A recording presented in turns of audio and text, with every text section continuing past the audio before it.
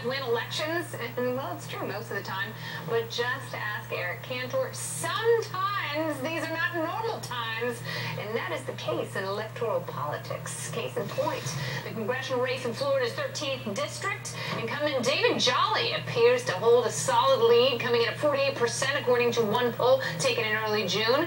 But guess who has 31% in that same poll? None other than Libertarian Lucas Overby. Now, granted, it's just one poll, but with a slew of undecided voters and no Democrat in the race, could it actually be possible that we might see a member of the Libertarian Party in Congress? Lucas Overby joins us live from Tampa. Welcome, Lucas. Thank you for having me. So, tell me about your candidacy. What are you fighting for there in Florida? Well, we're coming out of the special now and having to broaden our scope back up. The primary issues that constituents have been coming to us with are social, mostly, but we've also been working very strongly with tax reform and corporate welfare issues.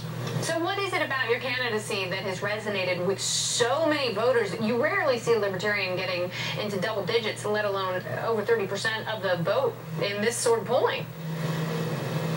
Well, we've been on the campaign trail for over a year now. We started early for this November race, and as happenstance would have it, we ended up in a special election, which just concluded in March, so a lot of name recognition following us in. Obviously, sometimes history is made off of circumstance and those who can capitalize on it, and we've worked very diligently with the constituents in our district to make ourselves available and accessible. And what did Eric Cantor's defeat tell you about your candidacy? It tells me that grassroots campaigning is starting to win. It's not who can bludgeon the constituency with as many commercials as humanly possible. It's who can get out, shake hands, and really make that connection. Obviously, yeah. Sorry, you got 5% of the vote in the March election, which was decided by 2 percentage points. A lot of people pointed at that and said, okay, you were the spoiler. Have you looked at your exit data from that election and seen what your vote was comprised of vis-a-vis Democrats, Republicans, independents, and otherwise? We did slate towards the Democrats a little bit. Largely, we feel we got our focus group out, which was inconsistent voters, people that don't usually vote. Obviously, when we first looked at running, we looked at the concept of how does a Libertarian win? We don't, there's 4,000 of us in my county that doesn't win an election. How do we do it? And we looked at the 100,000 plus voters that had stopped voting over the course of the last couple of elections, and we targeted them specifically. We think they showed up for us. Unfortunately, when you spend about $8,000 on a race, get out the vote ends up being lacking.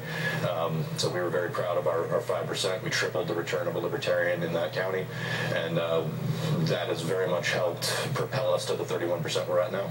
All right, does Jolly have fatal weaknesses that you're going to exploit? I feel several. Usually when everything pairs off into the Democrats are helping me because they don't have a candidate, so the Republicans would generally square off against me, and I've gotten lots of phone calls. People very upset with my opponent's approach to several key pieces of legislation, everything from spending, NSA spying, gun rights, you name it. I don't think there's a portion of the Republican Party he hasn't angered in the last couple of months. All right, well, it's going to get interesting, Lucas. Good luck and keep us posted. Thank you very much. Very good. Well, we've had some sad passings over the last few days. We will pause and pay tribute next. Stay with us.